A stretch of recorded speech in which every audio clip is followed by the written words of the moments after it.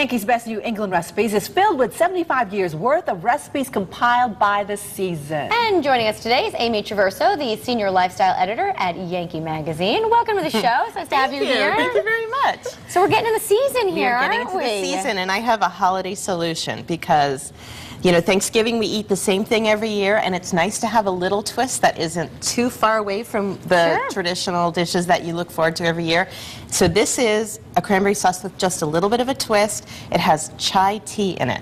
So I'm going to tell you how we're going to do this. And it's a very light flavor. It's not strong, but it gives you this really wonderful kind of perfume. So this is 1.5 cups of water and 2 1/4 cups of sugar. I'm just going to kind of let that dissolve a little bit.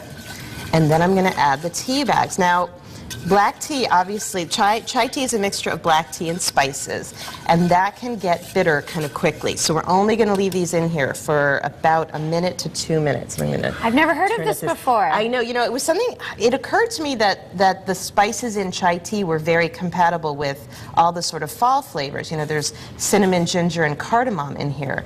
And I thought, you know, I wonder if black tea I'm going to try this on my own recipe that I have for my cranberry relish that I make. I'm going to use that instead. You know what? It's so easy, and everybody's like, what is that? What is that flavor? That flavor is just different, and it's so good. Now I'm going to get a little more heat here. And so we just want this to simmer. See how it's sort of a little bit golden?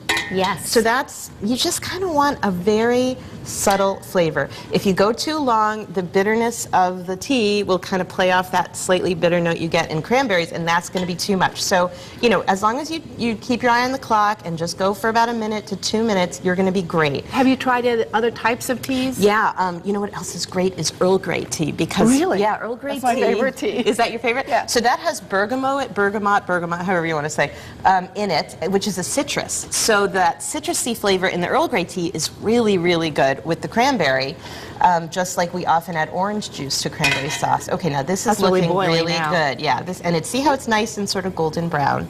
So I'm going to remove these. That's 5 tea bags. I took off the tags because you don't want to eat the ink from the tea bags. So I have 8 cups of cranberries in here, and I'm just going to put these in here, and these are going to cook until the skins split. I love it when it pops. Yeah, it's real. That's kind of when you know it's done. The skins will split and it will get thicker. And this will continue to thicken after you take it off the heat. As it cools, it'll get even thicker. So these are some nice cranberries from South Wareham, Massachusetts.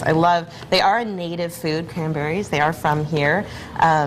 Some foods that we traditionally associate with Thanksgiving, like apples, are not native, but cranberries are, and they are wonderful. And they're healthy. They're very healthy. Native Americans who used them before Europeans discovered them, used them for medicine, they use them as a preservative, they use them for all kinds of things as food.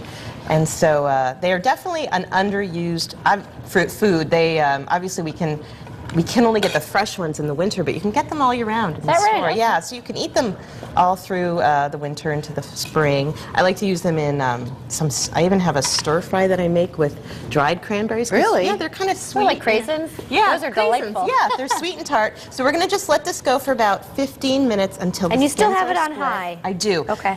You know, if it really starts to boil vigorously, I would turn it down to about medium.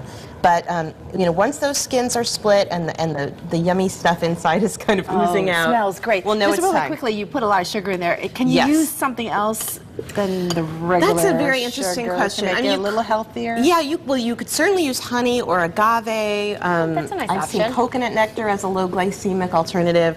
I don't know if I would use artificial sweetener, but certainly, like if you're looking for low glycemic, you could do agave or coconut nectar. So we have one more ingredient to add, but we're going to wait till the end of the show because we're going to let this cook and now we're going to taste it. Yes, exactly. So sounds like a plan. Okay.